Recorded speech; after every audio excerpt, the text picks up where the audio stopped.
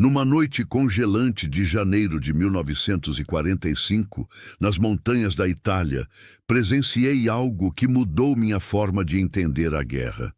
Eu estava numa patrulha de reconhecimento perto de Montese, quando um vulto surgiu da escuridão, mãos erguidas, voz trêmula em alemão. O que aconteceu depois me persegue até hoje. Aquele soldado não tinha sido encurralado, não estava ferido de forma grave, não havia sido abandonado pelos companheiros. Ele veio até nós por vontade própria.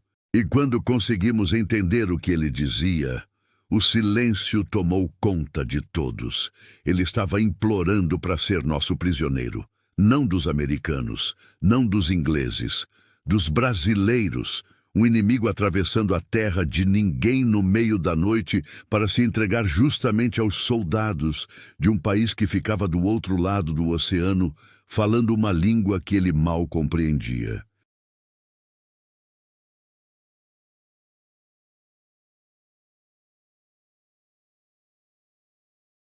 Por quê?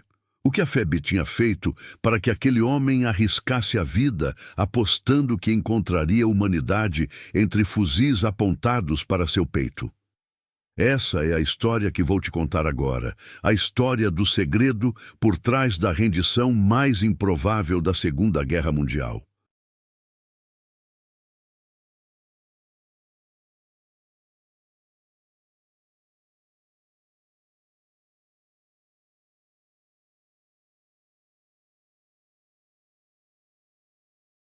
Antes de continuar, me conta aqui nos comentários. Você já ouviu falar de algum caso onde o inimigo escolheu para quem se render? Se inscreve no canal, porque toda semana trago histórias dos pracinhas que os livros esqueceram de contar. Meu nome é Antônio, embora na guerra todos me chamassem pelo sobrenome Ferreira. Cheguei à Itália no final de 1944, junto com milhares de outros brasileiros que mal sabiam o que encontrariam do outro lado do Atlântico. Eu tinha 24 anos, era eletricista em Belo Horizonte, e até poucos meses antes, a guerra era apenas algo que se ouvia no rádio entre uma notícia e outra. De repente, estava usando o uniforme verde-oliva, carregando um fuzil Springfield 1903 e tentando não congelar nas trincheiras dos Apeninos italianos. A primeira coisa que aprendi na Itália foi que a guerra não era como nos filmes. Não havia música dramática nem heróis invencíveis. Havia frio, um frio que entrava nos ossos e não saía mais. Havia lama que grudava nas botas e transformava cada passo numa batalha. Havia o medo constante de pisar numa mina ou receber um tiro de sniper sem nem saber de onde veio. E havia o tédio. Horas intermináveis esperando ordens, limpando equipamento, olhando para o horizonte cinzento, tentando adivinhar o que viria a seguir. Nossa companhia estava posicionada numa região montanhosa entre vilarejos de nomes que eu mal conseguia pronunciar. Castelnuovo, Lizzano, Gádio Montano, casas de pedra destruídas, igrejas com buracos de artilharia, estradas estreitas onde qualquer curva podia esconder uma emboscada. Os alemães mantinham a linha gótica, o último grande sistema defensivo antes do norte da Itália, e resistiam com a teimosia de quem sabe que está perdendo, mas ainda não aceita. O sargento Medeiros comandava nossa patrulha.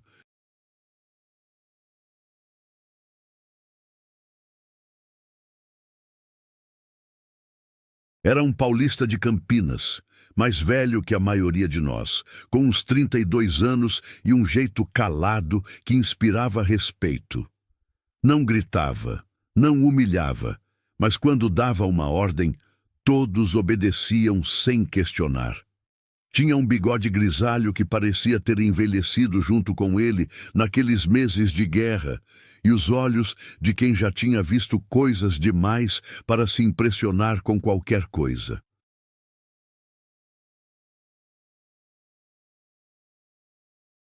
Comigo nas patrulhas ia sempre o Pereira, um carioca da Zona Norte, ex-estivador do porto, mãos enormes que pareciam desproporcionais para o gatilho do fuzil. Era o tipo de sujeito que reclamava de tudo, do frio, da comida, das ordens, mas na hora do aperto era o primeiro a avançar. Carregava munição extra no colete, mais do que qualquer regulamento exigia. E quando perguntavam por quê, respondia com um sorriso torto que preferia o peso a ficar sem bala na hora errada. Tinha também o Silveira, gaúcho de Pelotas, que antes da guerra trabalhava numa charqueada e ainda falava dos campos do sul como se pudesse sentir o cheiro do capim dali, das montanhas italianas. Era ele quem sabia um pouco de italiano e algumas palavras em alemão, aprendidas sabe-se lá como, talvez com imigrantes no sul do Brasil. Esse conhecimento improvisado se tornaria fundamental nas semanas seguintes. O que nenhum de nós sabia naquele momento era que um rumor tinha começado a circular pelos vilarejos ocupados. Os civis italianos, aqueles que sobreviviam entre as linhas de fogo, passavam informações de um lado para outro, sussurros que corriam pelas ruínas como água procurando frestas. E o rumor dizia algo estranho, algo que parecia bom demais para ser verdade numa guerra onde a crueldade era rotina. Dizia que os brasileiros tratavam prisioneiros de forma diferente. Não torturavam, não humilhavam, dividiam comida quando tinham, permitiam que escrevessem cartas, que guardassem fotografias de família. Pequenas coisas que em tempos de paz seriam normais, mas que no inferno da guerra se tornavam extraordinárias. Eu não sabia que esses sussurros chegariam aos ouvidos de soldados alemães exaustos, famintos, desesperados por qualquer esperança de sobreviver com dignidade. Não sabia que em breve um desses soldados tomaria uma decisão que mudaria a forma como eu entendia o inimigo, a guerra e a mim mesmo. A ordem veio numa tarde de janeiro, quando o sol já desaparecia atrás dos picos nevados. Uma patrulha de reconhecimento deveria sair à noite, avançar até uma área de mata densa entre Lisano e Gádio Montano, verificar movimentação inimiga e, se possível, capturar um prisioneiro para interrogatório. O comando precisava de informações sobre as posições alemãs, sobre possíveis recuos, sobre o estado das tropas que defendiam aquele setor da linha gótica. Sargento Medeiros estudou o mapa por longos minutos, traçando mentalmente a rota, identificando pontos de risco, áreas onde já haviam sido avistados ninhos de metralhadora, trechos onde o terreno favorecia emboscadas. Quando terminou, olhou para nós com aquela expressão que eu já conhecia, a expressão de quem sabe que está mandando homens para o perigo, mas não tem escolha. Ferreira, Pereira, Silveira, mais 3. Saímos às 22h. Silêncio absoluto. Qualquer problema, vocês sabem o que fazer. Sabíamos. O que fazer era sobreviver, cumprir a missão se possível e voltar. Nessa ordem de prioridade, embora ninguém admitisse em voz alta. A noite caiu como um cobertor pesado sobre as montanhas. A lua aparecia e sumia entre nuvens carregadas, oferecendo apenas clarões intermitentes que mais atrapalhavam do que ajudavam, porque os olhos nunca se acostumavam com a escuridão. O frio era cortante, o tipo de frio que faz os dedos doerem dentro das luvas, e a respiração sair em nuvens brancas que denunciam sua posição.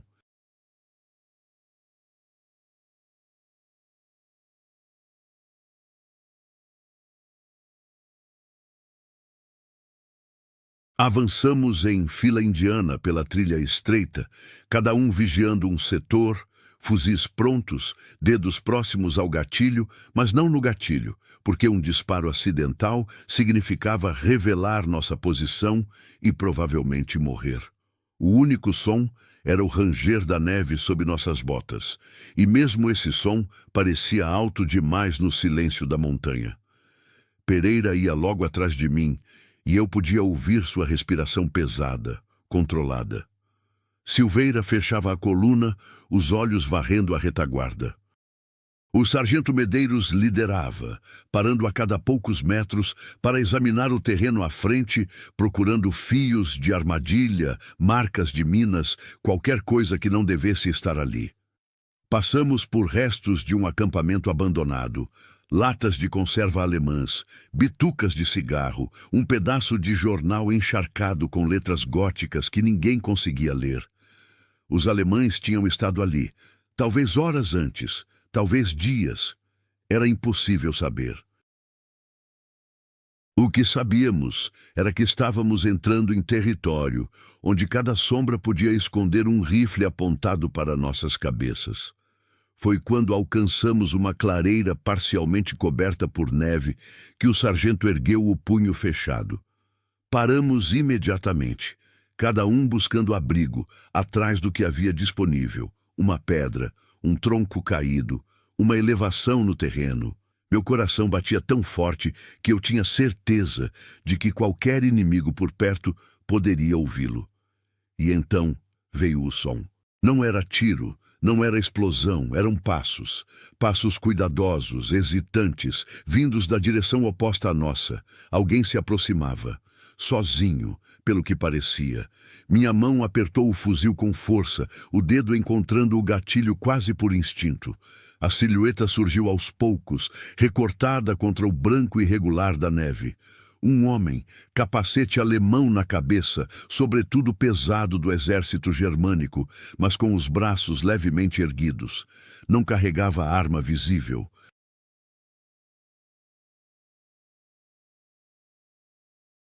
Avançava devagar, como quem caminha sobre ovos, cada passo uma declaração de que não vinha para lutar.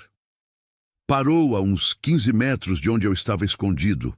Olhou ao redor, como se sentisse nossa presença mesmo sem nos ver. E então fez algo que me gelou mais do que o vento da montanha. Levantou as mãos completamente acima da cabeça e disse algo em alemão. Uma frase curta, repetida, quase suplicante. Eu não entendia as palavras, mas entendia o tom. Era o tom de alguém que estava se entregando. O sargento Medeiros tomou a decisão em segundos. Um assobio baixíssimo, o sinal combinado, e ele se ergueu parcialmente atrás da pedra onde estava, mostrando apenas o suficiente do capacete para que o alemão soubesse que havia alguém ali. O homem se sobressaltou, o corpo todo estremecendo, mas não correu. Pelo contrário, ergueu as mãos ainda mais alto, a postura universal de quem implora para não ser morto. Avançamos com cautela, fuzis apontados, formando um semicírculo ao redor dele. De perto vi que não era muito mais velho do que eu, talvez 26, 27 anos. Rosto magro, barba de vários dias, olheiras fundas como poços escuros.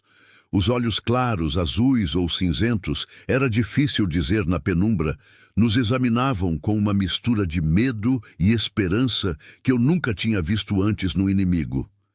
Silveira se aproximou, ajoelhou diante dele e começou aquele diálogo hesitante, misturando o alemão precário que conhecia com o italiano e gestos. O homem respondeu rápido, palavras atropeladas, como se tivesse ensaiado aquele momento muitas vezes na cabeça. Aos poucos, Silveira foi traduzindo em sussurros para o sargento. Ele se chama Helmut, é de Bremen. Estava destacado numa posição mais ao norte, mas se separou do grupo durante um bombardeio. Ficou 3 dias andando pelas montanhas. Medeiros franziu a testa, desconfiado. Por que não voltou para as linhas alemãs? Silveira perguntou, e a resposta veio com um peso que silenciou todos nós. Helmut explicou que tinha ouvido dos civis italianos sobre os brasileiros, sobre como tratavam prisioneiros. Disse que tinha um irmão que foi capturado pelos soviéticos no fronte oriental e nunca mais deu notícias. Disse que conhecia histórias de outros exércitos, de maus tratos, de execuções sumárias. E disse que quando soube que havia brasileiros naquele setor, decidiu que se fosse se render, seria para nós.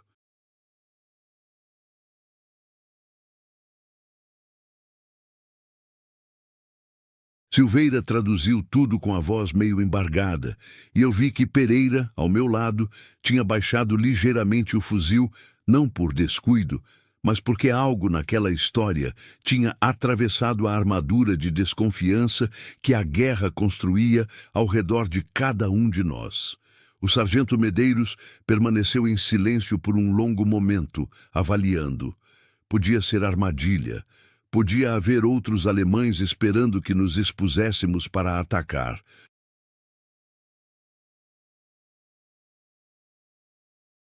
Mas olhando para aquele homem, para o tremor nas mãos dele, para o jeito como os olhos imploravam sem precisar de palavras, era difícil acreditar que fosse mentira.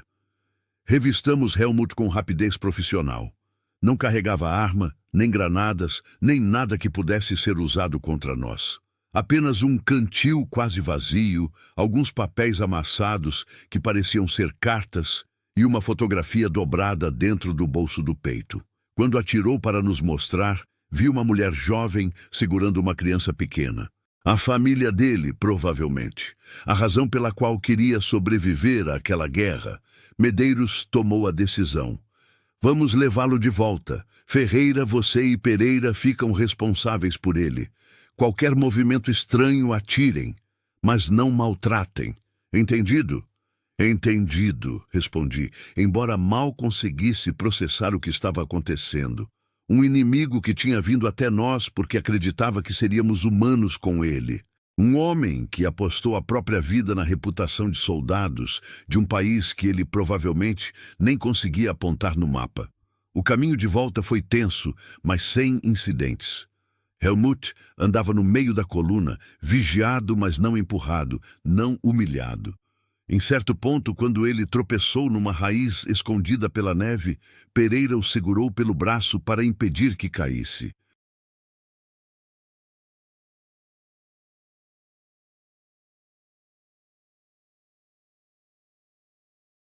Foi um gesto automático, o tipo de coisa que se faz por reflexo, mas vi que Helmut olhou para ele com uma expressão de surpresa, como se esperasse um golpe e tivesse recebido ajuda. Quando chegamos às nossas linhas, a notícia se espalhou rápido. Patrulha voltou com o alemão que se entregou sozinho.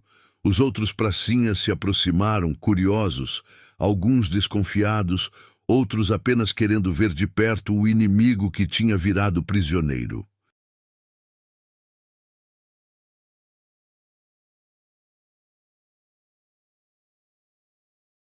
Helmut foi levado para o abrigo improvisado, onde os oficiais faziam interrogatórios, e eu pensei que aquela seria a última vez que o veria.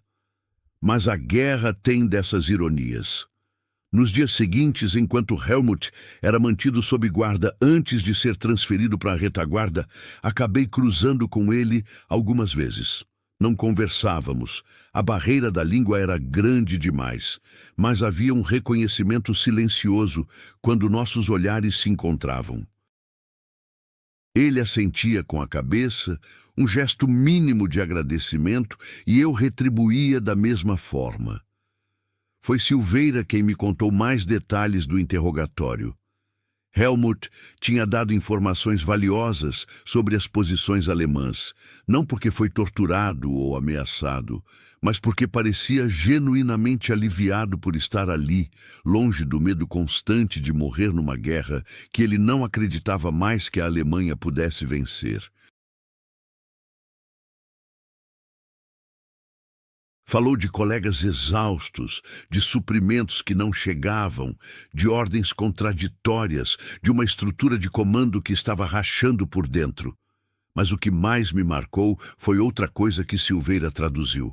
Helmut tinha dito que antes de decidir se entregar, passou 2 noites escondido numa fazenda abandonada perto de Gadio Montano, observando os brasileiros de longe.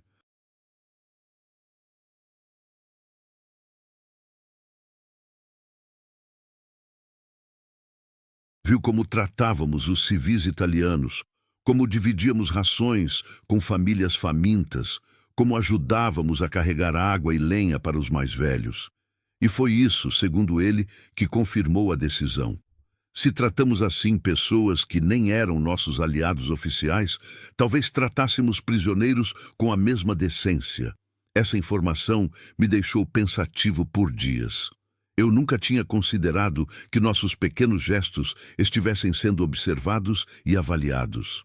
Para mim, ajudar aqueles civis era apenas o certo a fazer, não uma estratégia nem um cálculo. Mas aparentemente tinha consequências que iam muito além do momento imediato. As semanas seguintes trouxeram mais combates, mais patrulhas, mais tensão. Monte Castelo ainda resistia e as baixas se acumulavam de forma dolorosa. Mas algo tinha mudado em mim depois daquela noite com Helmut. Eu ainda atirava quando precisava, ainda cumpria ordens, ainda fazia tudo que um soldado deve fazer. Porém, carregava também uma consciência nova de que cada ação, cada decisão sobre como tratar o inimigo construía algo maior do que a batalha imediata. Outros alemães se renderam nas semanas seguintes, não todos para a nossa companhia, mas o padrão se repetia em diferentes setores da FEB. Homens que vinham com mãos erguidas, alguns feridos, outros apenas exaustos, buscando nos brasileiros a chance de sobreviver à guerra com alguma dignidade. O rumor tinha se espalhado, e agora era quase uma lenda entre as linhas inimigas. Os brasileiros não maltratam prisioneiros. Não sei se isso nos tornava melhores soldados ou piores. Talvez a pergunta nem faça sentido. O que sei é que naquela guerra brutal, onde a desumanização era quase uma necessidade para continuar funcionando, conseguimos preservar algo que muitos perderam. E isso, de alguma forma, pesava tanto quanto as vitórias nos mapas. A guerra terminou em maio de 1945 e eu voltei para o Brasil carregando memórias que levaria décadas para processar completamente. A travessia de volta pelo Atlântico foi estranhamente silenciosa. Centenas de homens no mesmo navio, todos pensando em coisas que não conseguiam colocar em palavras. O barulho dos motores preenchia o espaço onde as conversas deveriam estar. Voltei para Belo Horizonte, retomei o trabalho de eletricista, casei, tive filhos. A vida seguiu com aquela normalidade teimosa que insiste em continuar, mesmo depois que você viu o pior do que seres humanos podem fazer uns aos outros. Mas certas noites, quando o sono não vinha, eu me pegava pensando em Helmut, imaginando se ele tinha sobrevivido, se tinha voltado para Bremen, se tinha reencontrado a mulher e a criança da fotografia. Nunca soube o destino dele.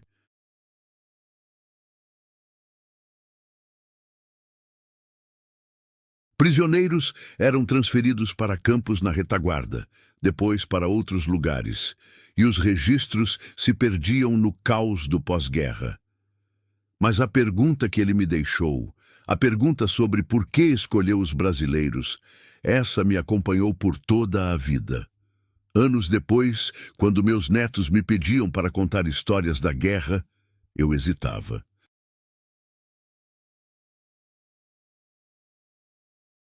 Como explicar para crianças que cresceram em paz o que significa estar numa trincheira gelada com medo de morrer a cada segundo? Como descrever o som de um projétil passando perto demais ou o cheiro de pólvora misturado com sangue? Acabava contando as partes que pareciam mais seguras, as amizades, os momentos de humor improvável, a beleza inesperada das montanhas italianas quando não estavam explodindo. Mas uma história eu sempre contava completa, a história de Helmut. Porque ela carregava algo que eu queria que meus netos entendessem, que mesmo no meio da pior situação imaginável, ainda existe escolha. Escolha sobre quem você vai ser, sobre como vai tratar os outros, sobre que tipo de pessoa a guerra vai revelar ou criar em você. Os pracinhas da FEB não eram heróis de filme, Éramos homens comuns, com medo, com saudade, com vontade de voltar para casa. Cometemos erros, tivemos momentos de fraqueza, nem sempre agimos da forma mais nobre possível. Mas em algum lugar daquele caos, conseguimos construir uma reputação de humanidade que atravessou as linhas inimigas e convenceu um soldado alemão a arriscar tudo apostando em nossa decência. Isso não apaga os horrores da guerra, não transforma o sofrimento em algo aceitável, não justifica nada do que aconteceu, mas talvez seja a única coisa que vale a pena lembrar. Que entre matar e morrer, entre obedecer e sobreviver, ainda havia um espaço pequeno onde podíamos decidir ser humanos. E alguns de nós, pelo menos às vezes, conseguimos ocupar esse espaço. O sargento Medeiros morreu em 1987, de causas naturais, cercado pela família. Pereira voltou para o Rio e trabalhou no porto até se aposentar. Silveira ficou em Pelotas, teve uma vida tranquila no campo. Cada um carregou suas próprias memórias, suas próprias cicatrizes visíveis e invisíveis. Mas quando nos encontrávamos nas reuniões de veteranos, sempre surgia a mesma conversa. Lembra daquela noite? Lembra do alemão? Lembrávamos. E cada vez que lembrávamos, era como reafirmar que aquilo tinha significado algo. Hoje, tantas décadas depois, quando olho para trás, entendo que a história de Helmut não era sobre ele nem sobre mim. Era sobre algo maior, sobre a possibilidade de manter a humanidade intacta, mesmo quando tudo ao redor empurra na direção oposta.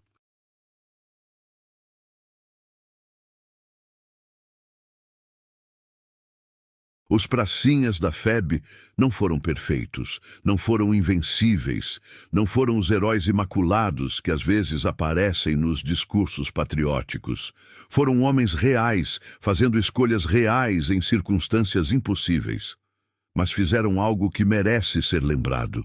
Construíram, quase sem perceber, uma reputação de dignidade que atravessou trincheiras e convenceu inimigos de que ali havia chance de sobreviver sendo tratado como ser humano. Não porque eram santos, mas porque em algum momento, diante da escolha entre a brutalidade fácil e a decência difícil, escolheram a segunda. Essa é a herança que deixaram. Não apenas vitórias em mapas ou medalhas em museus, mas a prova de que mesmo na guerra mais brutal, ainda é possível decidir que tipo de pessoa você vai ser. E essa decisão, no fim das contas, é a única que realmente pertence a cada um de nós. Se essa história te tocou de alguma forma, te convido a fazer parte dessa comunidade. Se inscreve no canal, deixa teu like e conta aqui nos comentários se você conhece alguma história de família sobre a FEB ou sobre a Segunda Guerra. Vamos manter viva essa memória juntos.